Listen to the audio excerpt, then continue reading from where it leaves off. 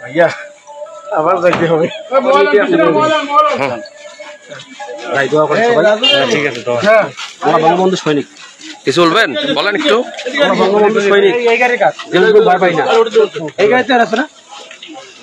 আবু বকর সিদ্দিক সামলকে কিন্তু আজকে দ্বিতীয়বারের মতো আবার গ্রেপ্তার করলো লালমনিরহাট সদর থানা পুলিশ। কোন মামলায় তাকে দেওয়া হবে? এর আগে কিন্তু ডিটেনশনে তাকে দেওয়া হয়েছিল।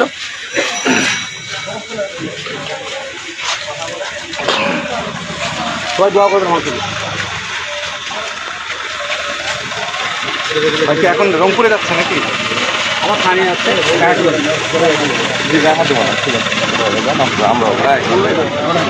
ভাই কিছু বলবেন? ডিটেনশন দিচ্ছে, সেটা ভ্যাট করে বের হয়েছি।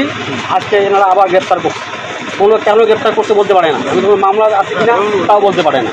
এইভাবে হয়রানি আমাদের করা হচ্ছে। এর বিচার আমি তাদেরকে দিলাম, তাকে অবশ্যই এই বিচার করবো। এর মধ্যে 7টা মামলা জামিন আমি হয়েছি। তারপরে জামিনে গেছি, ভোরে আমাকে ডিটেনশন শেষ করে বের হয়েছি। আজকে আবার আমি গ্রেপ্তার করছি। এর বিচার